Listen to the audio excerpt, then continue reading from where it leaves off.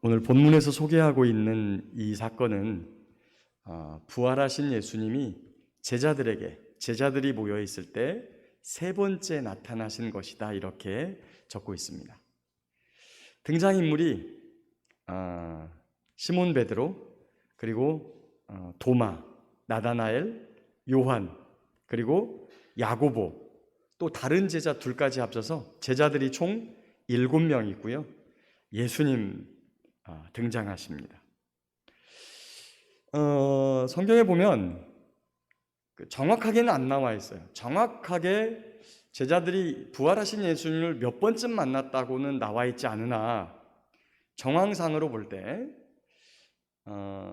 디두모가 첫 번째 부활하신 주님이 제자들에게 나타날 때 자리에 없었다라고 하는 거 보니까 대부분의 제자들은 그 자리에 있었던 것으로 보입니다. 그렇죠?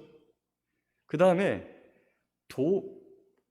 주님을 못 믿겠다고 하는 도마를 믿게 하시려고 나타나신, 아까 낮에 살펴보았던 요한복음 20장 24절에서 29절 그 말씀에 보면 그때 두 번째 예수님께서 제자들이 있을 때 나타났어요. 그러니까 누가 있었고 누가 빠졌는지는 모르나 어쨌거나 거기에 있을 수도 있고 없을 수도 있어요.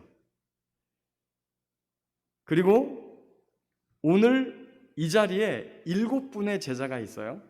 7분의 제자가. 그러니까 제자들이 다 있을 때 모인 건, 나타나신 건 아닌 것 같아요. 12명의 제자 중에 가룟 유다는 자살을 했고 11명인데 그 중에 이제 빠졌던 제자들도 있어요. 오늘도 보니까 제자들이 7명밖에 없었는데 그 7명 있을 때 모인 거를 세 번째 나타나신 것이다, 이렇게 보고 있거든요. 그러니까 여기서 보면 개인적으로 만난 건 치지 않은 거예요. 개인적으로 만난 건 막달라 마리아가 맨 먼저 만났었고, 그 다음에 엠마오로 가던 두 제자도 만난 일이 있었고, 그리고 그 내용은 전혀 언급하고 있지 않지만 베드로가 이미 부활하신 예수님을 만난 것으로 표현이 돼 있어요. 시몬에게 보였다, 이 말씀이 있고, 고린도전서 15장에도 보면 게바에게 부활하신 예수님이 나타났다라고 하는 걸 보면 개인적인 만남이 이루어졌었던 걸로 봐요. 그래서 베드로가 예수님을 적어도 이번이 적어도 두 번째 아니면 네 번째일 수 있어요. 두 번에서 첫 번째이신 분들도 있겠지만 어쨌거나 그렇게 되고, 제자들이 모였을 때 예수님께서 나타난 건 세 번째예요. 베드로가 부활하신 첫날 예루살렘에 숨어 있었죠. 그 전전날, 안식일 전날 예수님이 붙잡혀 가가지고 십자가 처형을 언도받을 때 가야바의 집 뜰 안에서 멀찌감치 보고 있다가 거기서 예수님을 부인하고 도망쳐 나왔어요.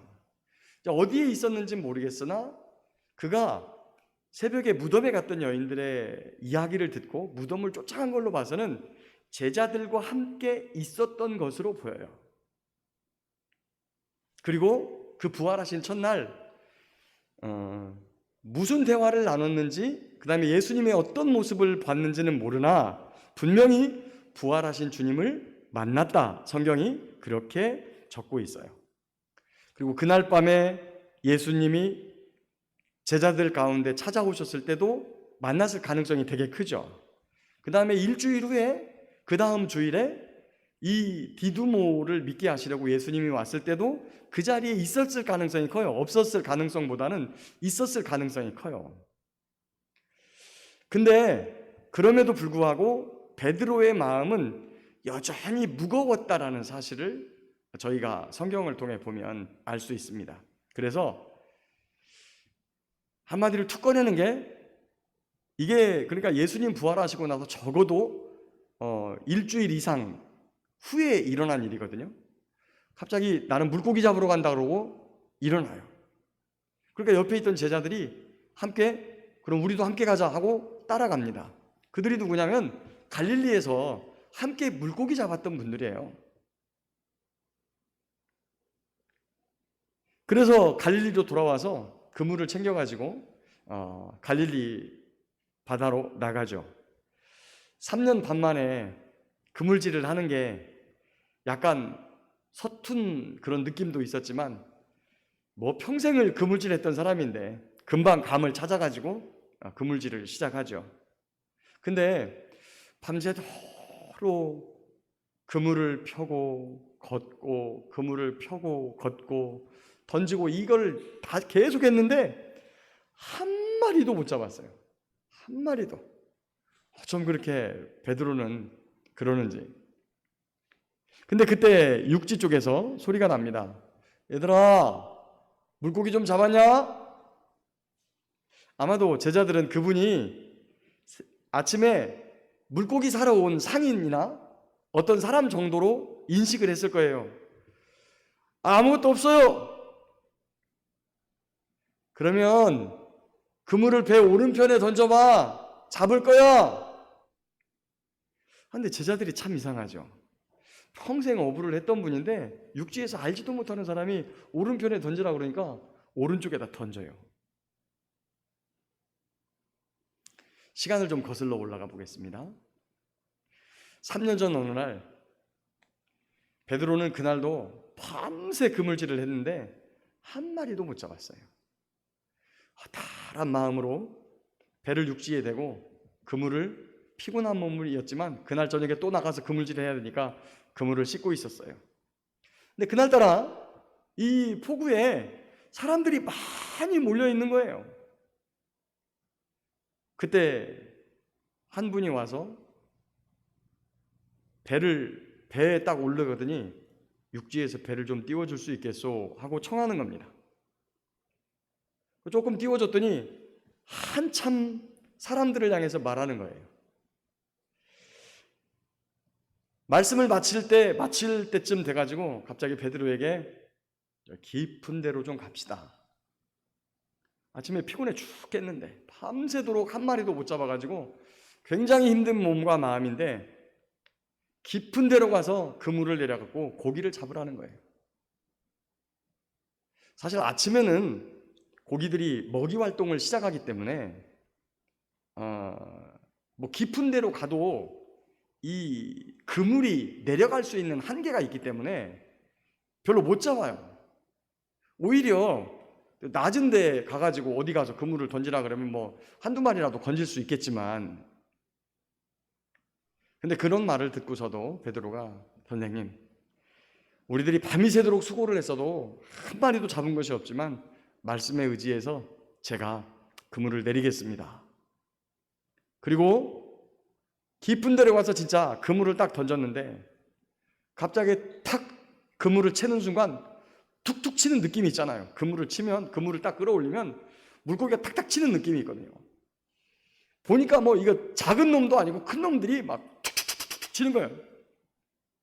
얼마나 많았는지 그물이 찢어질 정도로 물고기가 많이 잡혀가지고 빨리 와달라고 육지에 대고 있는 배를, 요한과 야고보의 배를 불러가지고 물고기를 올렸는데 2배의 물고기가 가득 찼다. 어마어마한 양의 물고기가 걸린 거예요. 말씀에 순종할 때 하나님의 영광이 나타나는 줄 믿습니다. 말씀에 순종할 때 우리의 삶에도 하나님의 은혜의 복이 임하는 줄 믿습니다. 이렇게 놀라운 광경을 본 베드로가 예수님 앞에 바짝 엎드립니다. 그리고 딱 한마디 하는데 이렇게 말을 해요.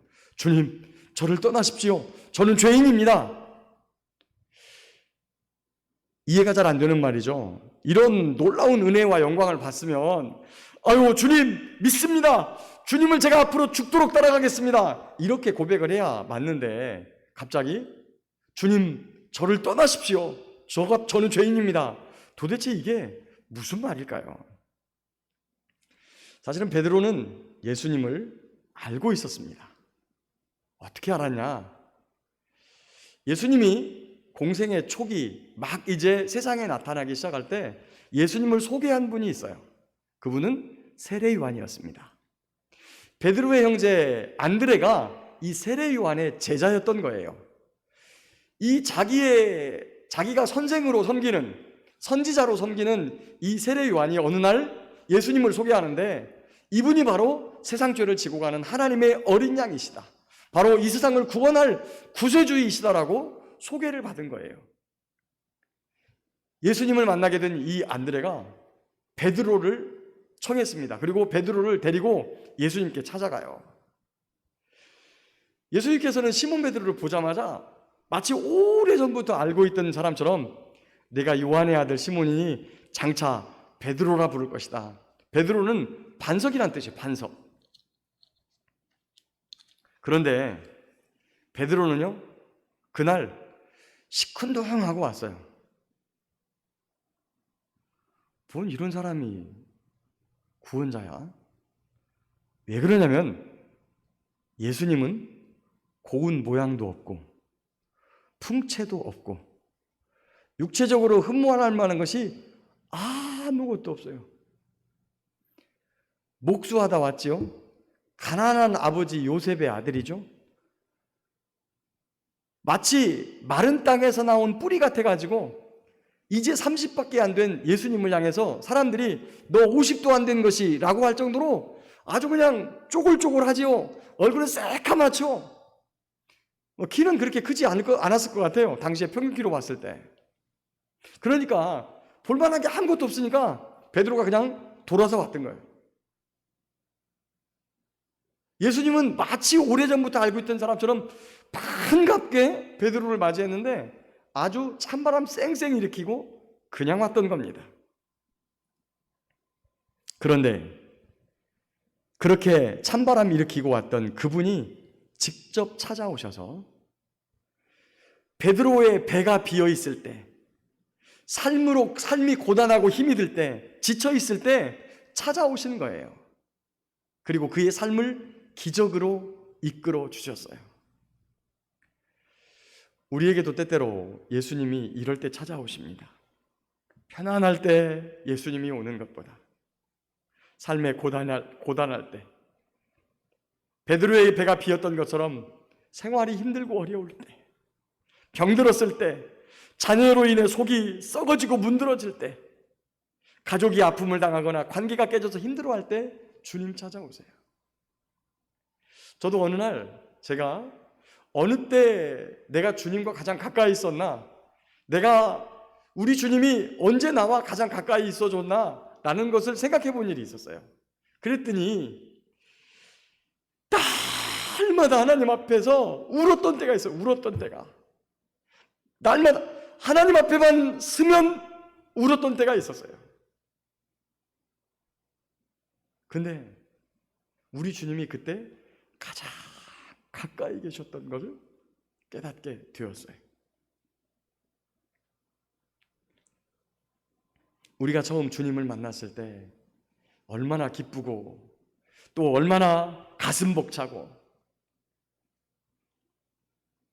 그 주님을 만난 기쁨 때문에 세상 그 무엇도 필요 없는 것 같고, 세상 내게 있는 모든 것을 다 가져가도 이 주님만 있으면 아무 상관이 없을 것 같고, 예수님과 동행할 수만 있다면 세상 친구 다 떠나도 외롭지 않을 것 같았는데 그 감격과 그 사랑이 그렇게 오래가지 못하더라고요. 세상 염려, 돈 걱정, 자식 걱정, 집 걱정, 차 걱정, 심지어 집에 있는 강아지 걱정까지 많은 근심과 걱정, 세상 염려들이 우리의 마음을, 우리의 신앙을, 주님에 대한 우리의 사랑을 점점점 작아지게 만들어버리고 말았습니다. 세상은 이렇게 말하죠. 야, 돈 벌어야 사람 노릇할 수 있지. 여름에는 일하고 겨울에 한가할 때 열심히 다녀. 매주 나가는 교회 한 번 안 나가면 어때?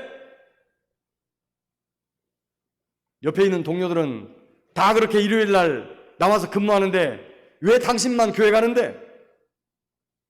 그것이 기독교에서 말하는 사랑이야? 이쯤 되면 주일에 예배를 가는 것보다는 회사 동료들과 함께 일하러 가는 것이 진짜 사랑이 아닐까 하는 생각마저도 들 때가 있습니다. 예수님만 있으면 된다고 생각했던 첫사랑이 점점 작아지고 세상과의 적당한 타협점을 찾아서 나름대로 세상을 살아가는 방법들을 터득합니다. 그러나 그렇게 살면서도 그건 아니라고 생각하는, 그런 것이 세상을 바르게 살아가는 것이 아니라는 것을 알기에 늘 주님과 동행했던 날들을 회상하고 그 첫사랑의 뜨거움을 갈망하면서 살아가지요. 다시 예루살렘과 갈릴리로 가보겠습니다. 많은 제자들이 부활하신 예수님을 만났다고 들떠 있습니다. 그런데 베드로는 난 물고기 잡으러 갈 거야. 다시 어부가 되어 고기를 잡기 위해 고향 갈릴리로 갑니다.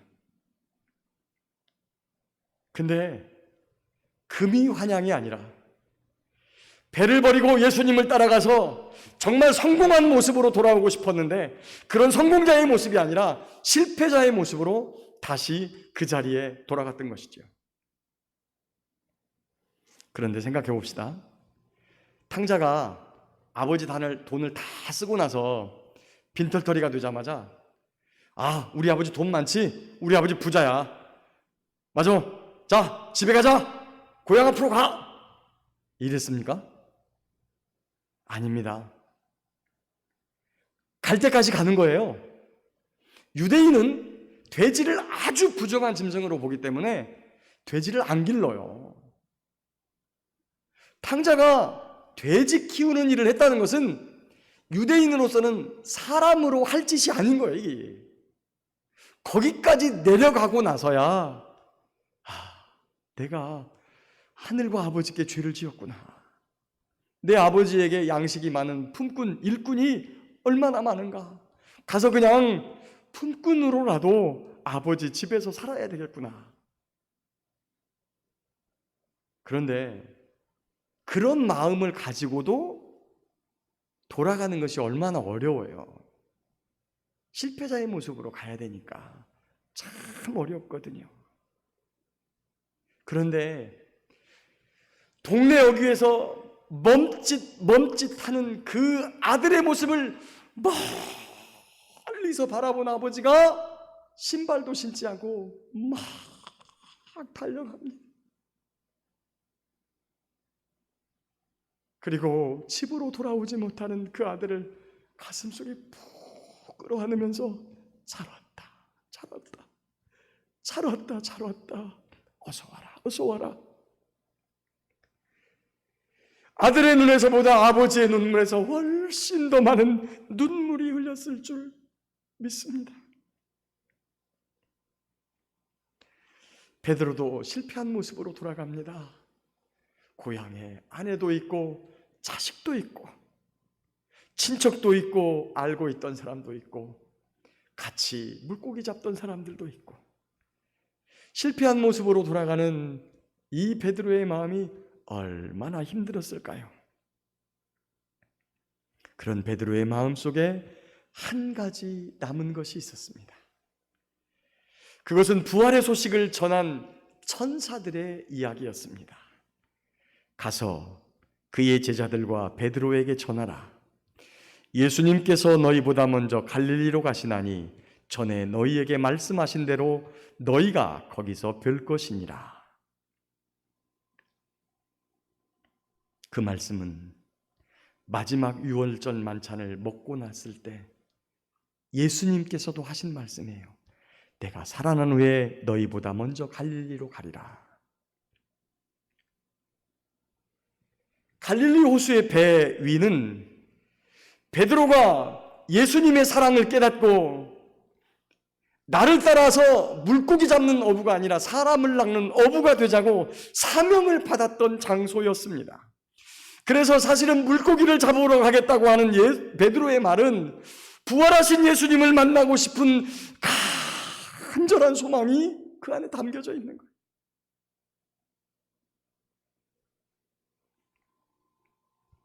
삶이 고달프고 힘드십니까? 예수님을 섬기는 것이 너무 무겁고 어렵게 느껴지십니까? 좀 힘있게 기쁘게 생활하시는 분들을 보면 나도 옛날에 그랬는데 나도 옛날에 저렇게 기도하고 기쁨으로 찬양하고 즐거움으로 봉사하고 나를 세면서 성경을 읽었는데 라고 생각이 드십니까? 처음으로 주님을 만났던 그 그 자리로 돌아가십시오. 내가 주님을 만났던 첫사랑의 자리로 돌아가십시오. 그게 고향교회로 돌아가라는 얘기가 아니에요. 예수님을 만났던 기도의 장소로, 첫 은혜를 받았을 때의 첫사랑의 그 회복의 장소로 돌아가야 한다는 거예요. 이사야서 55장에 너희는 여호와를 만날 만한 때에 찾으라, 가까이 계실 때에 그를 부르라. 여호와께로 돌아오라. 그리하면 그가 긍휼히 여기시리라. 우리 하나님께로 나아오라. 그가 널리 용서하시리라. 주님과의 첫사랑을 회복하고 다시 일어나는 이 밤 되시기를 예수님의 이름으로 축복합니다. 물고기가 딱 잡히는 것을 직감했을 때 저기 뒤에 멀리 계시는 저분이 다름 아니라 예수님이라는 사실을 깨닫게 되었어요. 제자들이. 아이 참 베드로는 두뇌요, 두뇌. 그거를 자기가 그런 상황을 똑같이 경험했으면서도 그게 주님이신 줄 모르고 있다가 요한이 소리쳤어요. 야, 주님이셔. 베드로 보십시오. 여러분, 예전에 풍랑치던 바닷가에 빠져가지고 물속에 빠져갈 때 겁에 잔뜩 찔려갖고 주님 살려달라고 외치던 베드로 기억나십니까? 근데 그 베드로가 겉옷만 걸치고 물속에 풍덩 빠지는 거예요. 왜냐하면 그토록 사모하던 주님이, 그토록 만나고 싶었던 주님이 지금 오신 거예요.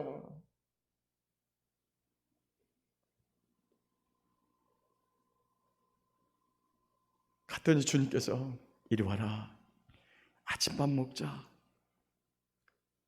예수님께서 바닷가에 밤새 그물질하고 또 예수님께 다가오느라고 물에 홈뻑 젖은 베드로의 몸을 따뜻하게 해주려고 불 피워놓고 떡 구워놓고 생선 구워놓고 기다리시는 거예요.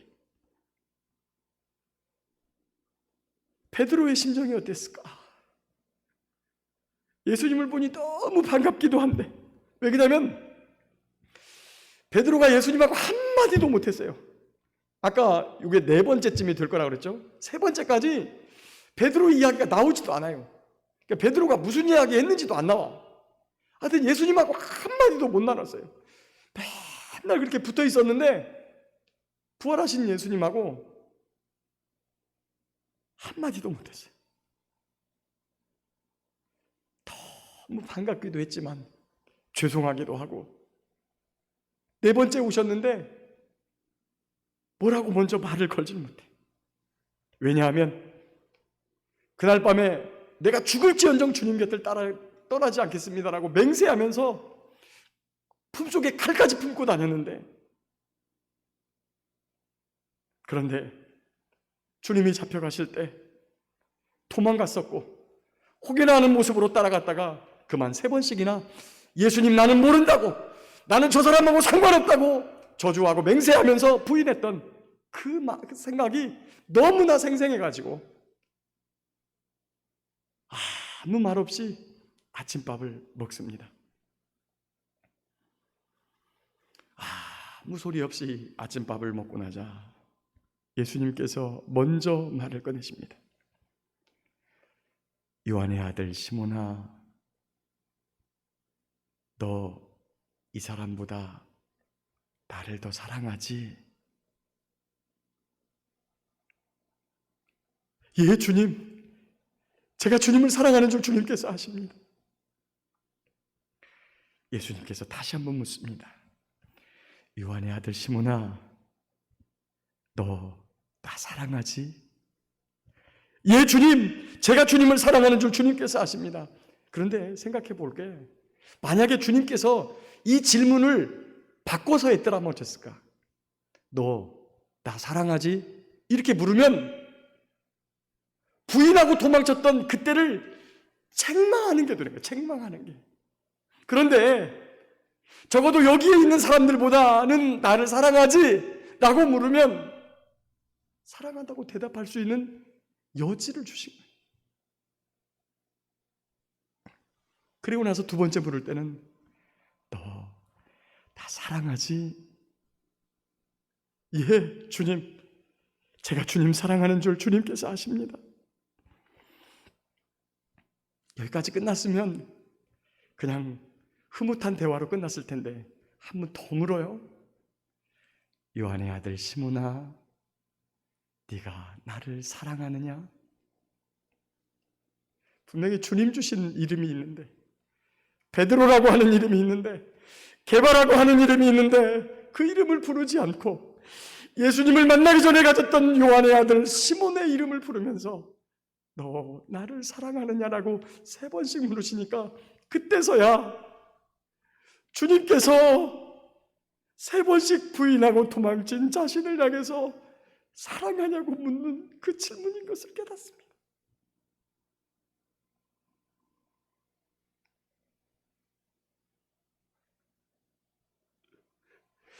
가야바의 뜰에서 얼굴이 보이고 눈빛이 마주칠 수 있는 그 거리에서 예수님을 모른다고 부인하고 도망쳐버렸던 그 일들이 베드로의 가슴 속에 고스란히 담겨져 있어서 대답을 할 수 없었습니다. 머뭇머뭇하다가 겨우 꺼낸 말이 예, 주님께서는 모든 것을 아십니다. 거기에 있는 제자들 아무도 몰랐지만 예수님께서 이 3번째 질문을 한 것은 바로 그날 예수님을 바라보면서 예수님을 모른다고 했던 그 상황인 것을 베드로가 알고 고백하는 거예요.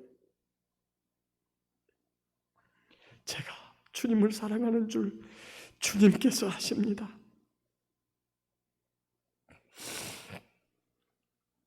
세 번씩이나 예수님을 모른다고 저주하고 부인하며 갔던 이 베드로의 마음을 붙잡고 계시는 것이에요.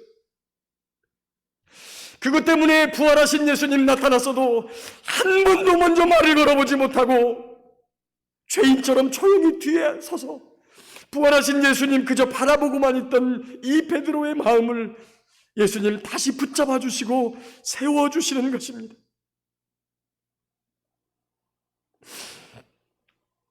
예수님 앞에서 예수님을 모른다고 부인한 것이 어디 베드로뿐이겠습니까? 거두까지 버리고 도망친 다른 제자들도 있었고요. 그리고 저와 여러분도 마찬가지입니다. 우리가 죄를 지을 때 죄인 줄 모르고 행하는 것이 얼마나 됩니까? 오히려 죄인 것을 알면서, 아니 죄를 짓는 그 순간에도 예수님이 내 곁에서 나를 보고 계신다는 것을 느끼고 알면서도 얼마나 많은 죄를 그냥 범하는지, 그 옆에서 계시는 예수님을 무시하고 얼마나 많은 죄를 짓는지,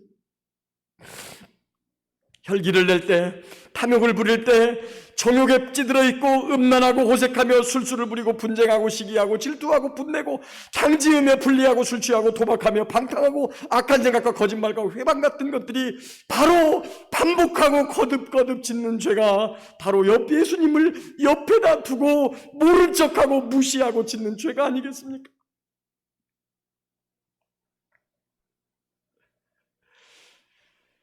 그렇게 예수님 듣고 계시는 걸 알면서, 성령님 함께 계시는 걸 알면서 그런 죄를 지으며 살아가고 있는 것이 저와 여러분입니다. 우리에게 맡겨진 사명을 감당할 때도 누가 좀 알아주면 신나서 즐겁게 시간과 물질, 재능 다 들이면서 하지만 남들이 알아주지 않고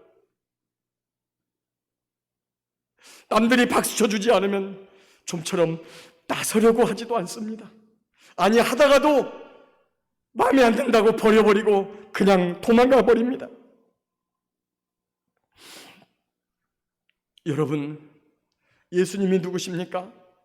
그분은 그리스도시고 살아계신 하나님의 아들이십니다. 저와 여러분이 베드로처럼 똑같이 이런 신앙을 고백을 했어요. 그런데 이런 신앙 고백을 한 우리가 어떻게 이렇게 삶 속에서 그분이 없는 것처럼, 그분이 있어도 무시하는 삶을, 살아가는 삶을 계속합니까? 왜 십자가 앞에만 서면 이것 때문에 안 되고 저것 때문에 안 되고 수십 가지 수백 가지 이유를 대면서 도망 다닙니까? 그것은 주님을 사랑하는 마음이 적어졌기 때문입니다. 하나님께서 우리에게 요구하시는 마음은 너 네 마음을 다오, 네 성품을 다오, 네 힘을 다해서 하나뿐인 나를 좀 사랑해다오. 예수님께서 우리에게 요구하시는 사랑은요, 너 마음을 다해서, 목숨을 다해서, 뜻을 다해서 내가 너의 구원자니까 나를 좀 사랑해다오 하는 것입니다. 그리고 그분을 사랑한다고 고백한 우리들을 향해서 그러면 내가 네 허물을 위해서, 네 죄를 위해서 죽었잖니. 너도 알지 못하지만 세상 사람들의 허물과 죄를 위해서 네가 좀 대신 져주면 안 되겠니? 라고 우리에게 부탁하시는 것입니다. 그러나 잘 아는 대로, 고백한 대로 그런 삶을 살지 못했죠. 늘 주님과 상관없는 사람인 것처럼, 사람들이 보일 때는 마치 신실한 사람인 것처럼, 정말 예수님 없이는 못 사는 사람처럼 그렇게 행동하고 말하지만 실제의 내 삶에 들어가서는 하나님이 누구인지 전혀 인식하지 못하는 그런 부인하는 삶을 살고 있는 우리의 모습을 봅니다. 그런데 우리 주님께서 그 오랜 시간 동안 우리를 바라보시며 화를 낼 만도 한데, 너는 왜 그 모양 그 꼴이냐고 다그칠 말도 한데, 오히려 우리에게 찾아오셔서 너 그래도 이 사람들보다는 나를 사랑하지? 너 그래도 그 네가 소중하게 아끼는 것들, 그런 것들보다는 나를 사랑하는 건 맞지? 너 그때 한 신앙 고백, 너 그 마음 진짜지? 그거라도 나에게 고백해봐. 그거라도 다시 내게 고백해봐 하고 주님께서 우리의 마음을 일으켜 주시는 거예요. 3번씩이나 베드로에게 너 나 사랑하지라고 하는 이 질문은 3번 부인하고 도망친 베드로의 과거를, 잘못을 들추어낸 것이 아니라 잘못하고 주저앉아버린 베드로의 마음을 다시 일어서게 하시려는 하나님의 사랑, 예수님의 사랑임을 믿습니다. 말씀을 맺겠습니다. 사랑하는 우리 대덕교회 성도 여러분, 예수님께서 오늘도 우리를 향해 이렇게 물으십니다. 사랑하는 아들아, 그래도 너 이 사람들보다 나 사랑하지? 사랑하는 딸아, 더 네가 소중히 여기는 그런 것들보다는 그래도 나 사랑하지? 사랑하는 자야, 너 나 사랑하니? 베드로는 그 질문에 답을 하면서 예수님을 부인하고 도망쳤던 과거의 상처를 치유받았습니다. 다시 일어나 하나님께 기도할 수 있었고, 마가의 다락방에서 성령 충만하게 되어 그의 온 삶을 들여 사명을 감당하게 되었습니다. 3번씩이나 주님을 모른다고 부인했던 이 베드로, 하나님 다그치지 않고 외면하지 않고 다시 일어서게 하신 분이 저와 여러분이 주님이라고 부르는 예수님이십니다.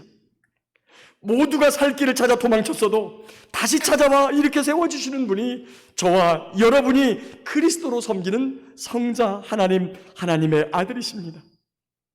상한 갈대도 꺾지 않고 꺼져가는 심지의 불도 끄지 아니하시는 바로 그분이십니다. 상처받았습니까? 외로우십니까? 힘드십니까? 포기하고 싶으십니까? 갈릴리 바닷가 베드로에게 찾아오셔서 너 나를 사랑하지라고 하는 이 기가 막힌 질문을 통하여 그를 다시 일어서게 하신 그 주님 앞에 나와서 엎드려서 기도하십시오. 다시 나를 만나달라고 그분 앞에 간구하십시오. 그분께 가면 반드시 그분은 우리를 다시 일어서게 하실 줄 믿습니다.